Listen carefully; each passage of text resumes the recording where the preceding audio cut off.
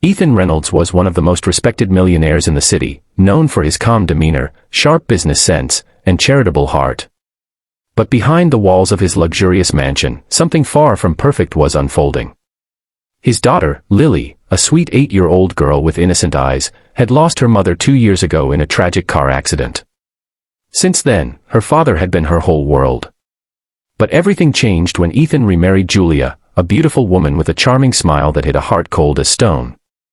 At first, Julia pretended to be the perfect wife and loving stepmother, but once Ethan left for business trips, her true face began to show. She'd scold Lily for the smallest mistakes, make her clean up the house, and even refuse to let her eat at the same table. Lily tried to stay quiet, clutching her baby brother, whom Julia adored only because he was her own son. One morning, Lily accidentally spilled milk while feeding the baby. The white liquid spread across the wooden floor, and Julia's patience snapped. "You useless child! You can't even hold a cup properly," she shouted, pointing angrily. Lily's lips trembled as she whispered, "Please stop. I'm sorry." She hugged the baby tightly, her tears falling on his tiny blanket. That's when the front door opened, and Ethan stepped in. He had come home early to surprise his family, but what he saw froze him in place. His little girl, crying on the floor, his wife kneeling and screaming at her, and milk spilled like a scene of chaos. For a moment, silence filled the room.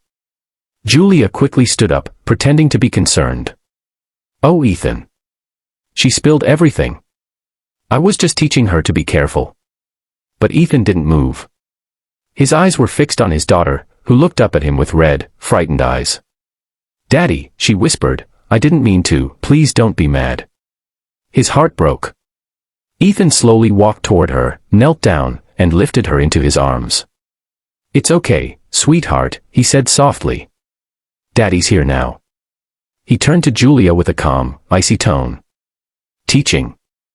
Is that what you call this?" Julia froze.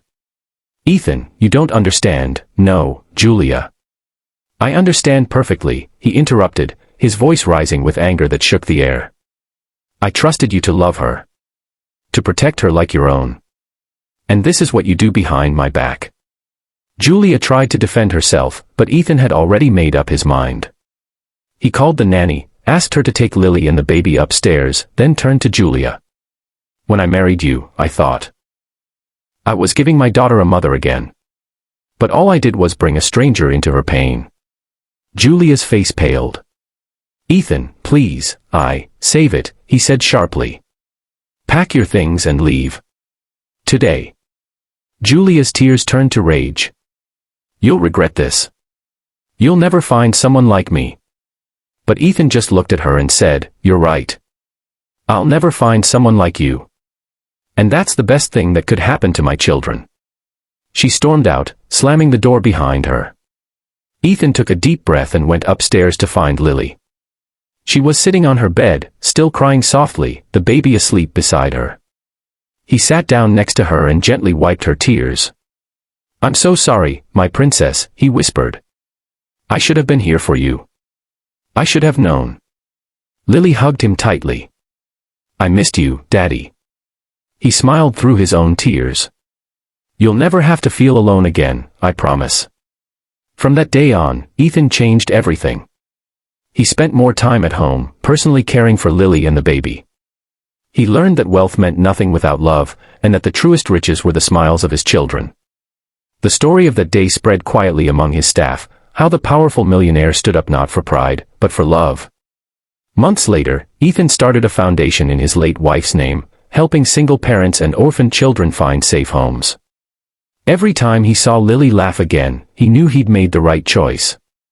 And though life had tested them harshly, it also gave them a second chance at happiness, a reminder that sometimes the most shocking reactions come not from anger, but from love strong enough to protect the innocent. Forget to like, share, and subscribe to our channel for more.